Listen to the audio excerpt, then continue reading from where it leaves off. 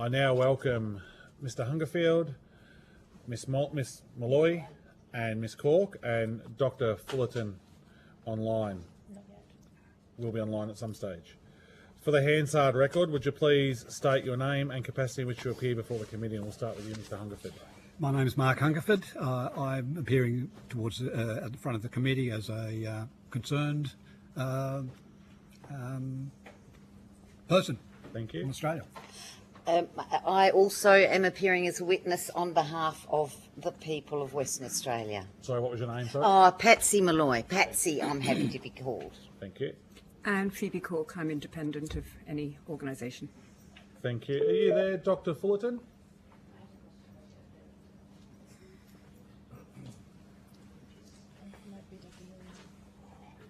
Dr. Fullarton, are you there?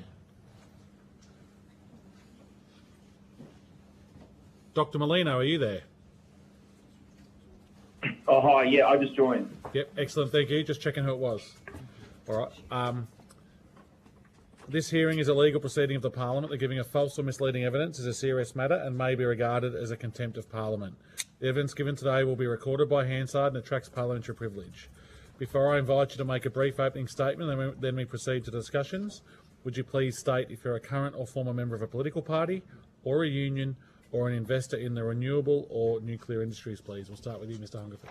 I don't have any, I'm not part of any political party. I'm only here as a concerned citizen, and I do have a superannuation account, and there may be some investment in some organisations or businesses that have that are renewable. Thank you.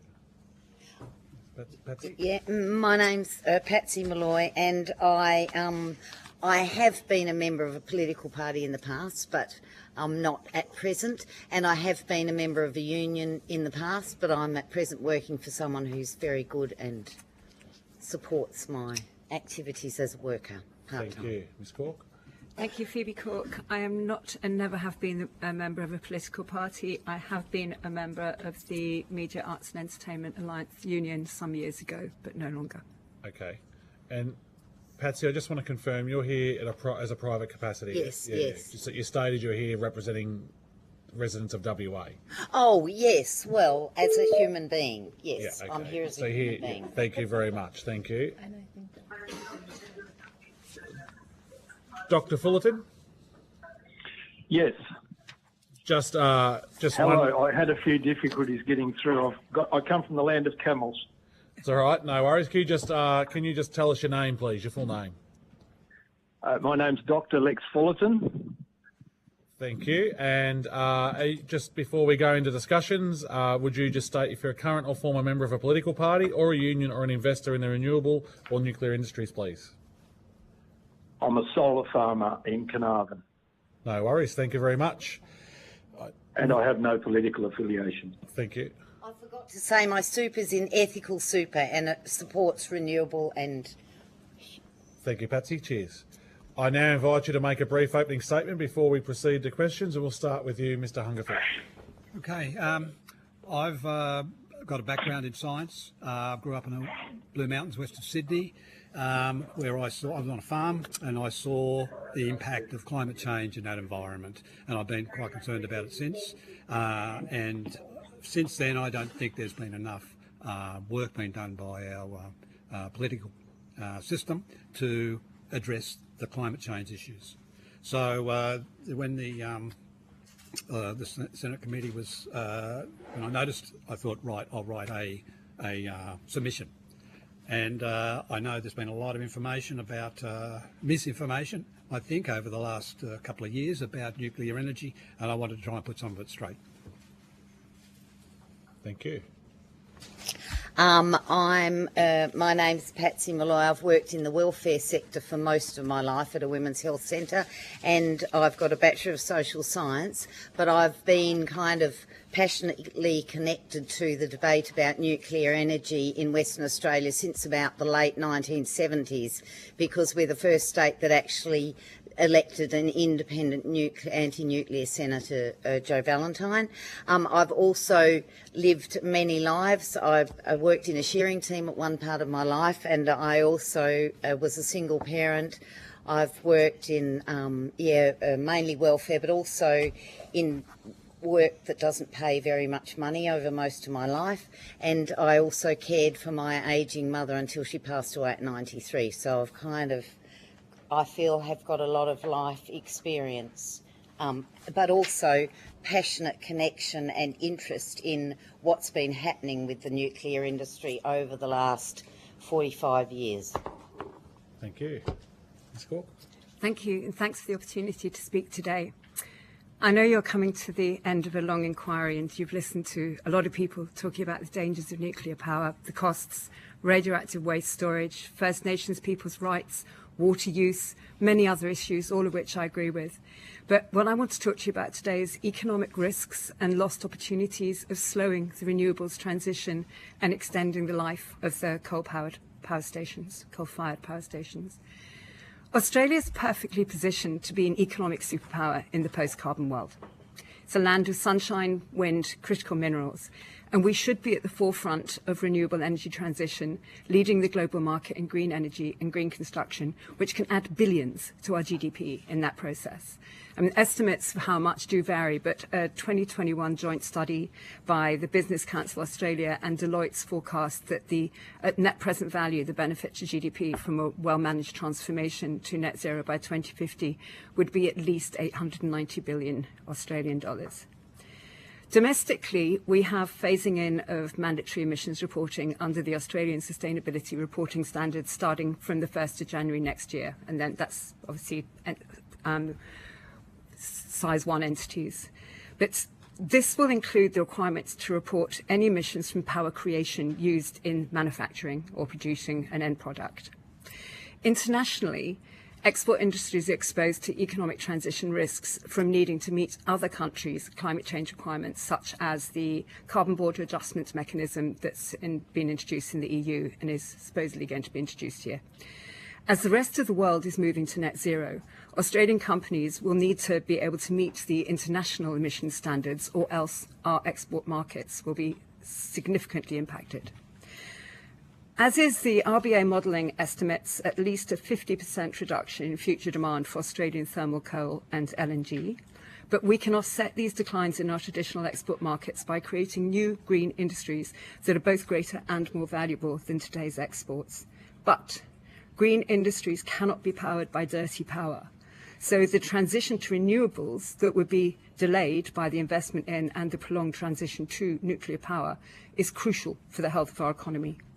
So to finish, we are in a climate crisis, and the last thing we should be doing is expensively extending the life of coal-fired power stations to enable construction of hugely expensive nuclear power plants that would only supply 15% of our energy needs, when we have everything here that we need to be 100% renewable before 2050. There are a myriad of reasons why nuclear power is totally inappropriate to be introduced to Australia in 2024, perhaps in the 70s, definitely not in 2024, and the economy is just one of those. Thank you for listening. Thank you, Ms. Corke. Dr. Fullarton.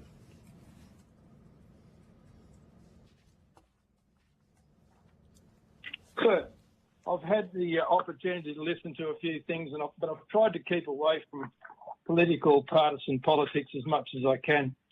And my statement is, unfortunately, the matter of repowering Australia's ageing coal-fired power stations with small modular nuclear reactors has become politically divisive, which I believe is not helpful.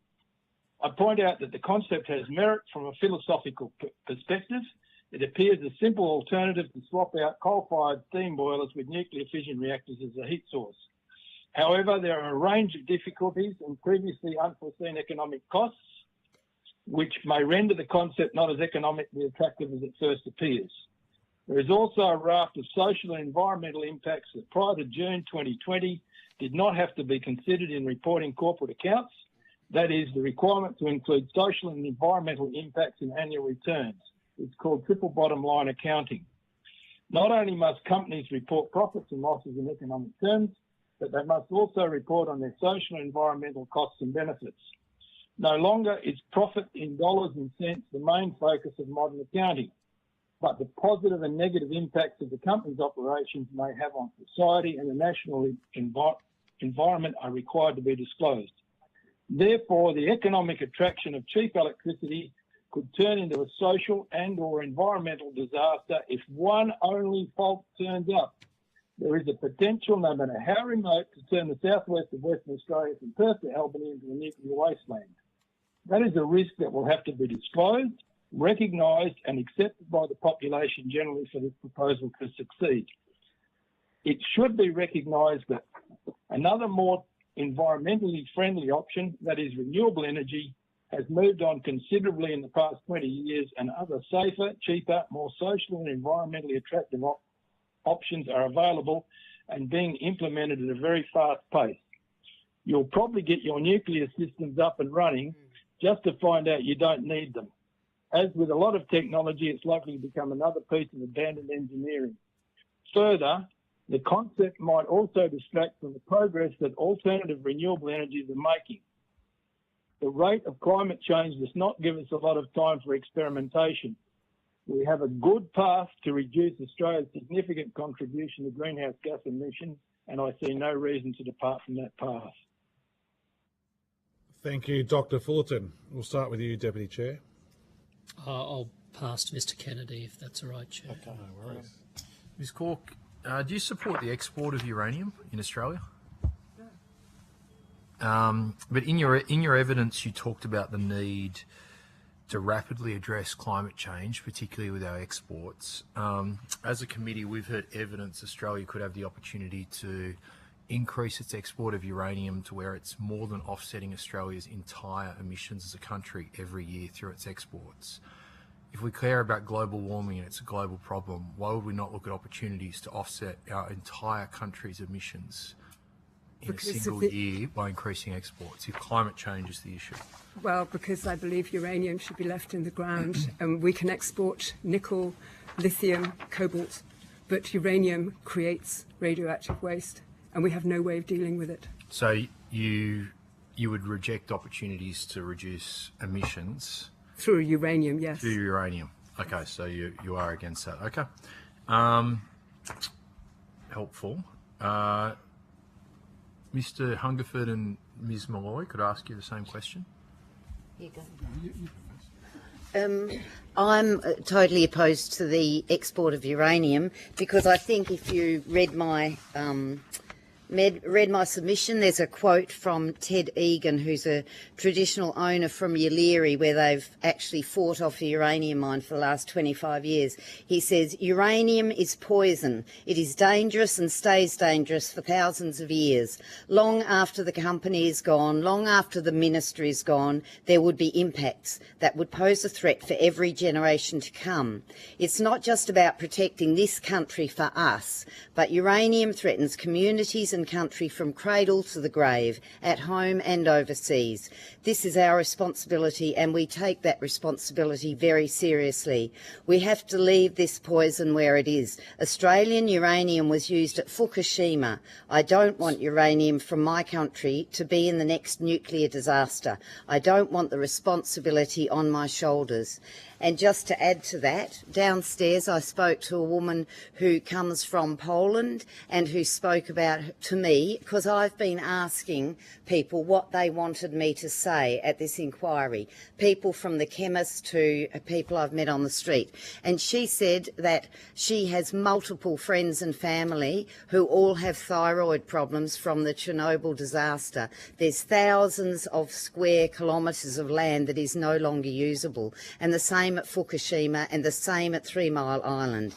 In fact, 3 Mile Island, the Harrisburg, Pennsylvania nuclear reactor that blew up in about the late 1970s, is now apparently going to come back online. And I think the reason for that is decommissioning old nuclear reactors is so expensive, and actually are storing the waste on the sites of nuclear reactors at the present time. There's nowhere to get rid of the waste unless, I suppose, we could all take a bag full and bury it in our backyard and make sure that our future generations of children and children's children look after it properly, whatever that means. There's no safe way of managing nuclear waste. It's not being sold, it's not being managed now, and I understand that there is now a low-level radioactive waste site in Southern Cross, and they're saying they can take high-level radioactive waste.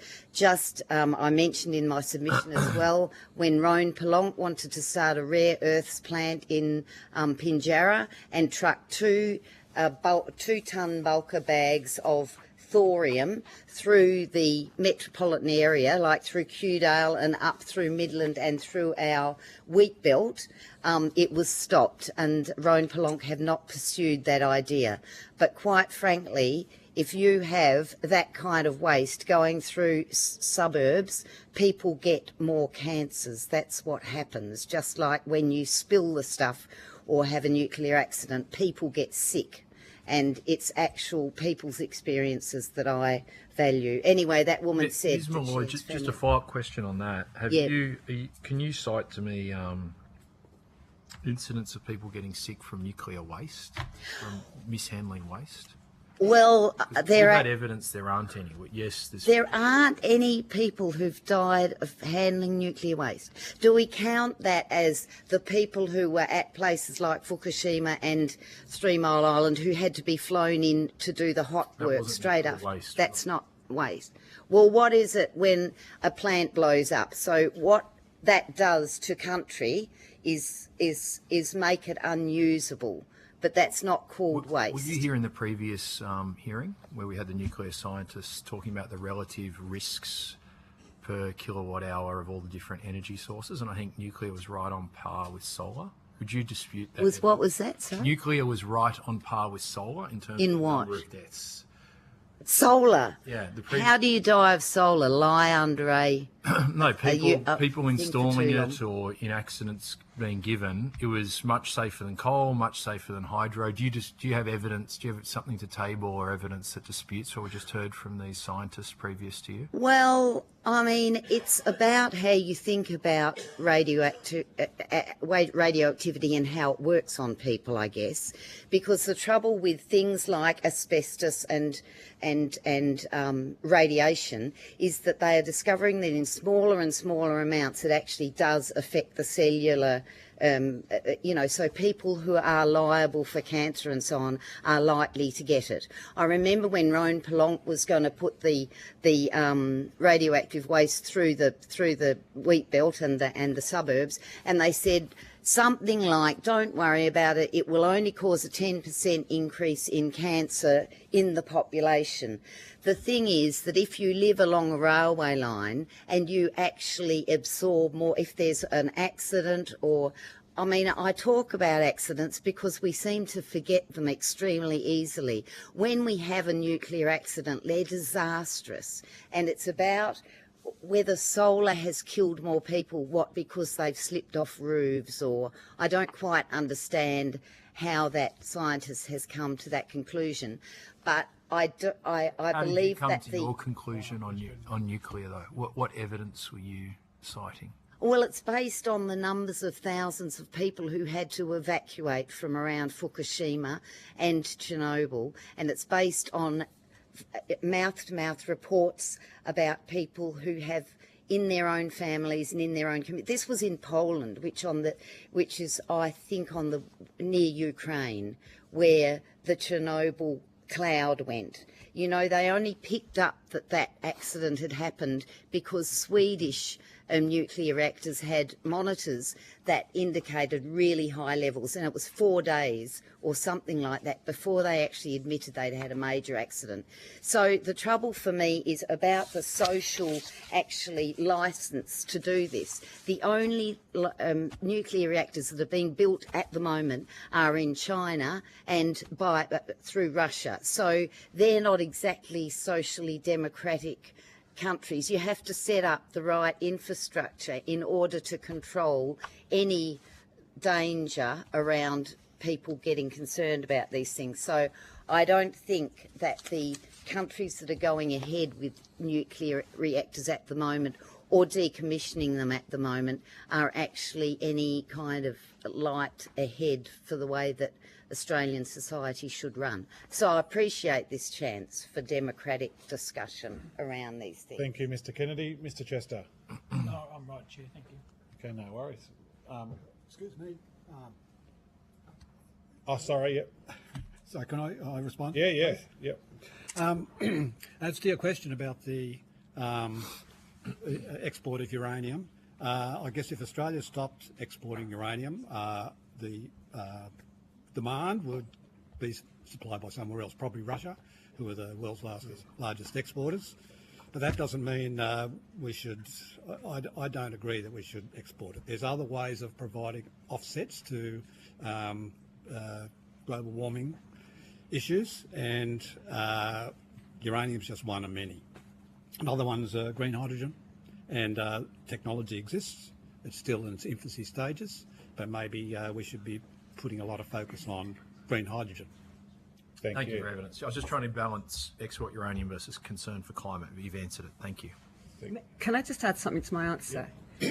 It's not just about offsetting our emissions, it's about reducing our emissions. So if you can say we can produce as many emissions as we want because we're exporting uranium, then we're not doing any good. We're not making things any The better. question was about reducing the world's emissions, not just Australia's, but thank you. Thank you. Dr. Ryan. Ms Corke, thank you for your testimony. You referred to the opportunity cost of not going ahead with the renewables transition. Could you enlarge on that a bit for us, please? What I'm thinking in particular is the, actually it was touched upon before about by Dr. Fullarton, about the need now for climate governance, and that directors of companies now have director duties to not make misleading claims, and that their stakeholders and shareholders are demanding social license, environmental sustainability practices within the companies. And companies who don't follow this, like I think there's 90 finance companies now signed up, and something like 86% of ASIC companies. It's a revolution in how boards are being run and the accountability of boards. And as such, if we can't produce, if we don't allow our companies to produce properly green products that can be sold overseas, we're going to lose out on the export markets. So you're worried about the impact of things like carbon border adjustment Yeah. mechanisms and things like that? Absolutely.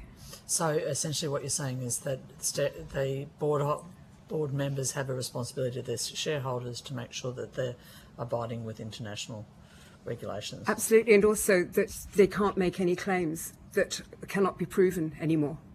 So greenwashing, green hushing is no longer going to be available for board directors. Mm-hmm. That being the case, what's your feeling about the fact that there's so much noise and static in, just in what this committee is talking about in terms of the failure of various parties to agree on the science, for example, or the economics of the various energy options that have been put before us? But I'm not an economist and I'm not a scientist, but I do know that if you're comparing costs, you really should compare them under the same scenario analysis, not two completely different ones. Fair enough. Thank you. Thank Thanks, you, Chair. Dr. Ryan. Miss Mascarenhas. This is a question to Dr. Fullarton, and based on your research but also your experience as an energy project developer, do you think that small modular reactors can be built in Western Australia by 2035?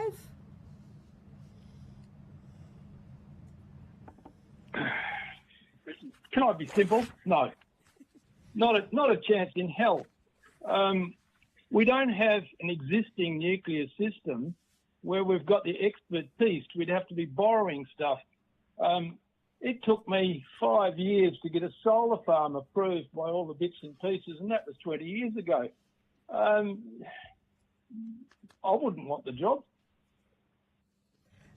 Thank you for your answer, and it's also great to have a solar farmer online. The thing I'm wondering is whether you see risks in what the coalition has suggested of pivoting away from a market-based framework and introducing a fully government-owned and operated energy system? My peers are frightened to hell. The SMR project to me and to most of them is a distraction. I can see the philosophical logic in it. If I may have a little story, when we were young fellows, we had a chance to put great big motors in very old little cars. And eventually the boys put a Holden V8 into an Austin A30. And, it's repowering it. We've got a coal-fired boiler and we put in a nuclear boiler and we're in business. So they took it out in the road and it went over 100 mile an hour. Of course it did. It went well in excess of probably 130 mile an hour. But there was an unforeseen circumstance that the boys didn't take into account. It still had Austin A30 brakes in it. Now, by good fortune, they didn't wind up in the bush in a pile of flame. But the problem we've got is that simplistic answers have got a whole raft of unknown consequences. And I don't know, and nobody knows, if I can pull out a coal-fired boiler in Collie and replace it with a nuclear reactor. Maybe you can, but I've got to tell you, coal is found in physical fault lines. That's how coal is made. It goes underground and then later on the plate push it back up again. So you're really putting something where it really shouldn't be to repower the Austin. But boy, there's a whole raft of things that aren't foreseeable, and to say in 10 years' time, you're kidding. You joke. My final question to all the panellists is whether you think that Western Australia should become a state that exports yellow cake? No. And if you want to elaborate, go for it. Oh, look, people have made money out of all sorts of things in the past. They used to sell human beings, what? Yeah. You sell asbestos, you sell tobacco, you can sell all sorts of evils as you wish. Why add uranium to it? My answer's no. Yeah, I'd like to say no, but I'd also like to say that in this instance, we're looking at small modular reactors that are entirely funded by government, taxpayers, people, those of us who pay tax. And I'm concerned that in the longer term, just as we see the models of nuclear reactors that are gradually coming into their final years or having their lives extended because it's too expensive to decommission them, who's going to pay for the insurance on nuclear energy? Nobody. No, there are no insurance companies paying for it. The only people who pay the insurance are when there's accidents and so on, which are government funded. In fact, a lot of the nuclear reactors that are now starting to go out of operation are demanding, in America, for example, that the US fund the radioactive waste problem. And the same has happened in France, where they've got a major, it's a 15 billion euro fund being set up to actually fund long-term radioactive waste, because you can't cost it. It's so expensive into the future, and we don't know. It's endlessly expensive. And this is where the difference between renewables, even if they kill more people curiously than nuclear energy, is that at least the renewables don't go on producing poison and radioactive contamination where they are or where they're exported to, or whoever has to look after them in the longer term. Can I just add something to my comment about the no to yellow cake? There is an issue that yellow cake can be used for purposes other than turning it into uranium that's going to be used in a plant. It can be used in bombs. And my understanding is that has happened in the past, even though there were strong reasons for strong rules about who was using the yellow cake and where it went, but it's ended up in the wrong hands for the wrong purpose.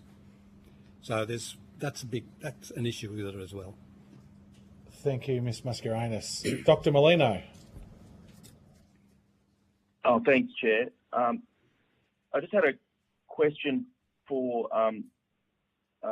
Ms. Corke. So you're a councillor, is that right? I am, but I'm not here. I cannot speak for the city. I'm here as a private individual. No, that's fine. I was just more a question, I guess, for you as somebody who's had experience in engaging with the community. One of the issues, aside from all the technical and economic issues, is that we've dealt with over the course of this inquiry is social licence. And an expert from the US in social licence gave evidence that it can be highly problematic when undertaking engagement if, as part of the process, you nominate a location up front, almost as a fait accompli. She said that there needs to be an opportunity for the community to, if it's going to be a genuine process, to say no. And she described it as that there needs to be genuine voluntarism. I'm just interested in, your background as somebody who's engaged in a lot of discussions with the community around complex social issues. What are your thoughts on the social licence aspect of this? Well, it's quite an interesting question for me because I'm a councillor at the City of Coburn, and Coburn Sound is where HMS Stirling is located, and we've just had AUKUS absolutely piggybacked onto us without any consultation with the community. In fact, the local government wasn't even consulted before the dry dock announcement was made. And we have a special electors meeting on Thursday at the city because enough of our residents are livid that they haven't been consulted on this matter. So I think upfront community consultation before there are any locations, anything whatsoever, is absolutely essential when there's something that's going to impact people's lives to this extent. Thanks, that's useful. And then I just had a follow-up question for Dr. Fullarton. You said that you were sceptical that SMRs could be built in Western Australia by 2035. I just wanted to drill into that a little, because I think you've got quite extensive experience in actually deploying projects and technology. Is part of the issue here that the technology is still being pinned down to make it commercially viable? And is part of the issue to the inherent complexity of these projects and the risk of timeline blowouts? My good friend Alana McTiernan used to say, you can always come in ahead of time and under budget as long as you keep changing your timeline and your budget. With my case with the solar, the technology was ho-hum. They'd put solar panels on Space Lab. I've got a long background, you can look it up. But that was the original idea. And I must admit it was kind of conceived in drink to build a solar farm. But anyway, some good ideas are. But the long and the short of it is that even with proven technology, it was getting the system, the broader understanding of the existing utilities to learn how to dovetail solar generated electricity into the grid. And that took a long while. We started off with nothing more than a vacuum cleaner, 1,500 watts, to show that it could slowly be absorbed. And that's what we did. We did it incrementally and very, very small bits at a time. And that took from 2001, 2002 up to 2005 just to get the utilities to learn to integrate make the connections. There's a whole raft of things. There's power meters and many bits and pieces that we were poking around in the dark. It was pioneering. And with an SMR, you don't actually get to pioneer at that level. You can't go and build one in the lab, and it's kind of got to be a 300 megawatt or nothing, and that's a lot. You don't get to select your site, which is another problem. The assumption is that it will just go into the car like the V8 goes into the Austin A30. And I think you're going to have a lot more background and work. And be aware, as the lady said, you're not fiddling with a solar panel. It's really not going to hurt anyone. You can throw it away. it's a big commitment. It's a really, really big leap. And the fear that my compatriots have is that while we're spending time on integrating an SMR into the system, we could be miles down the track. Our renewable energy's got to the point where Carnarvon's gone from literally 1,500 watts to over a couple of megawatts, nearly 10% of our town. And in fact, most of the day it's run purely by solar, such that the Horizon Power have been able to scale back their fossil fuel power plant. And that's the whole purpose. We're reducing greenhouse gas emissions. Let's not lose sight of it. And a time span of 10 years for anything that's, solar's taken 30 years to get here. Wow, it's a big ask. I can't see it happening. Thank you, Dr. Molina. No, thanks. That's useful. Mr. Bennell. Thank you, Chair, and thank you all for providing evidence today. Mr. Hungerford, can you take us through your analysis of the UK Hinkley plant and its issues, and do you think this is a scenario we'd likely see play out in Australia if the LNP was to enact their policy plan? Yeah, okay. Well, the Hinkley plant, my understanding is still not working, but I've got my note here, just hold on a second. It was first announced in 2010, but that's it's an idea. Took till August 2016 before the UK government said, okay, it's approved, but there were the fairly standard set of safety regulations, building regulations, operating standards, reviews. There was a lot of work done behind the scenes to get it to that stage, but there was a cost of 18 billion pounds at the time, with expected completion date of 2025, that's next year. But there have been a lot of problems, and they've spent a lot more money, having to spend a lot more money.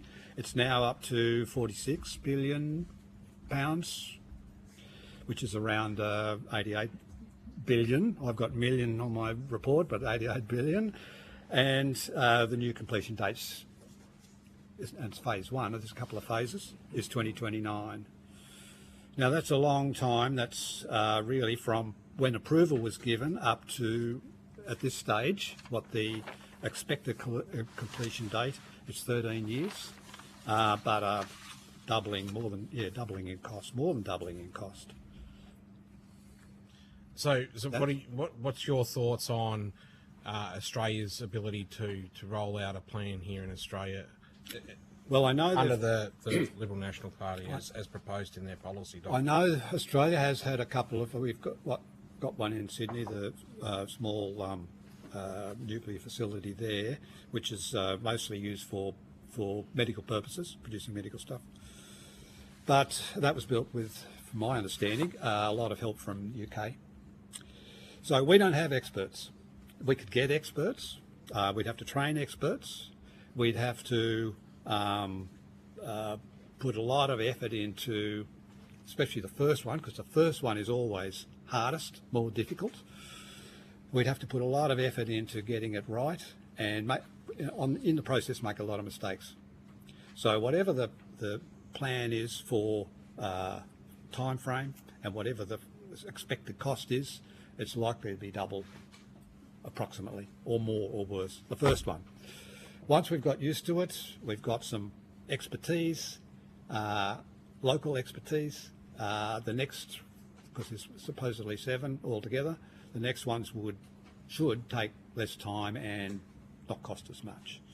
And eventually, by number 7, we might have it down to what the expected cost is, comparable cost to overseas. May I make a comment, please? Yeah. My understanding from looking at the the World Nuclear Industry Status Report, which is produced by 14 external scientists, like they're not actually paid for by the nuclear industry, that SMRs are small modular reactors. The idea was that you could have a kit form for a small modular reactor that would then be commercially viable because you would reproduce them. My understanding is that the two that are kind of underway in Canada, one in Argentina that I think started in 2014, was put off in 2020, has now been started again, but is not ready for that. So the trouble about trying to make nuclear reactors small is that they've been scaling down the larger ones to suit the thing. The actual small modular reactors have not been produced yet, so they're not actually modular and ready to reproduce, and no countries are producing them.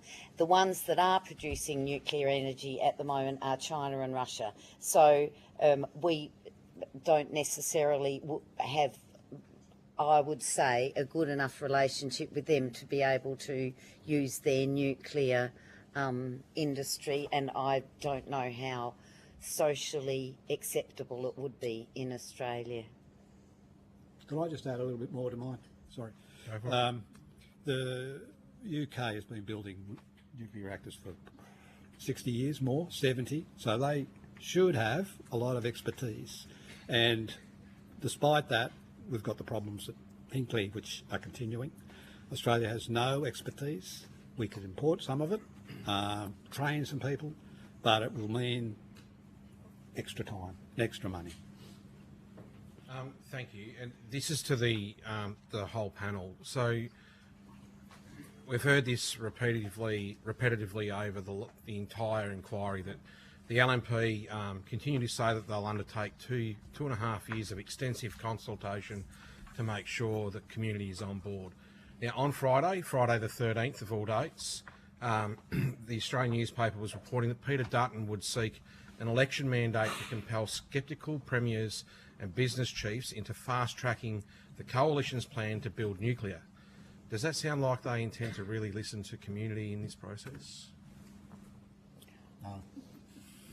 I don't have a lot of hope, only because most communities are saying no. I think you need to look at where people are acting. Like solar, they say now solar has been oversubscribed. I mean, the whole concept of oversubscribing to solar power is because people realise it saves them money and it actually works. And when you have a minor subsidy, thousands of people will adopt that version of renewables and whatever. Whereas nuclear, I don't know that you're having anyone holding up their hands and going, yes, let's have it here, because they've got the experience in most of those places of coal mining where it's, you know, a dirty, dangerous industry. And to just simply replace that. The other thing that's been happening is Western Australia has been actually planning for the phase out of the Muja power station. So there's actually a good consultation level and you know, communication between unions, people working there.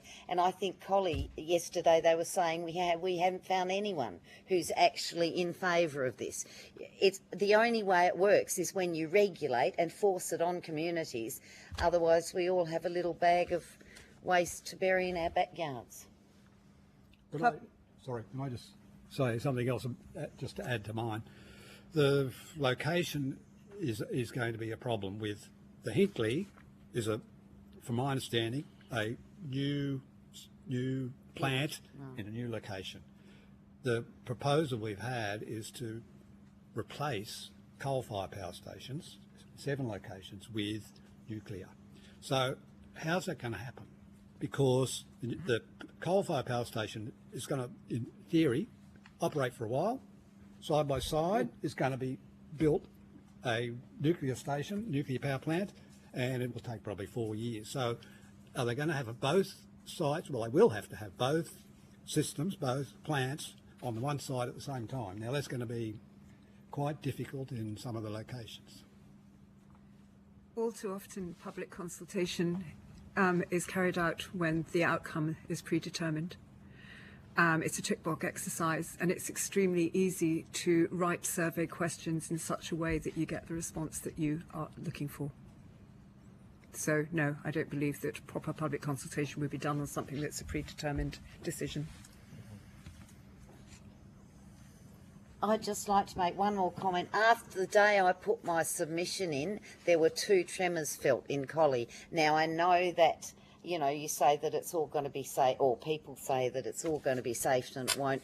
But I believe that the effects of climate change and huge amounts of mining are going to have long-term consequences that we don't know what they are yet. Thank you, Mr. Burnell. You can go quickly, Mr. O'Brien, as long as in a preamble. We've only got like 30 seconds left. The last question dealt with the Coalition's plan for a 2.5-year community engagement process, and the Coalition has been very open about the locations of nuclear power plants. The Albanese government has signed up for permanent storage of high-level nuclear waste through the AUKUS deal. To this day, nobody has any idea where that location will be. We heard from the Defence Department that could be in any state in Australia. Does it concern you that, in contrast to the Coalition's approach, where we're being very open about where, the Albanese government, when it comes to high-level nuclear waste storage, remains silent on that question? Does that concern you at all?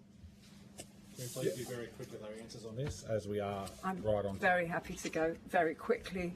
Both plans terrify me because there is nowhere in the world that high-level waste can be stored right now. Finland, 23 years building their storage capacity. It's still not finished. There should be no high-level nuclear waste being created. Yeah, I'm totally opposed to it, but I also really object to the way that this issue is politicised in terms of Labor and Liberal and stuff like that. This is about people and the impact on the future of Australia and the world, and the responsibility we have. We have been exporting uranium for a long time. So I object to the way that the question was put, because it's not in the interests of anyone, human beings at all. So there's a big cost associated with trying to work out a way of dealing with waste, high-level waste. It's not done anywhere around the world. Finland's working on it. The US has got a heap of high-level uranium, doesn't know what to do with it. Australia's got low-level uranium, doesn't know what to do with it. It's another way of that cost for doing that has been hidden, and it's part of the making it a divisive issue. Thank you, Deputy Chair. I just want to confirm that the AUKUS deal is a bipartisan agreement. It is indeed. I just wanted to confirm that as well. And the government still has not declared any news about where, contrary Thank you for your to the time today, coalition. guys. If you've been asked to provide any additional information, including questions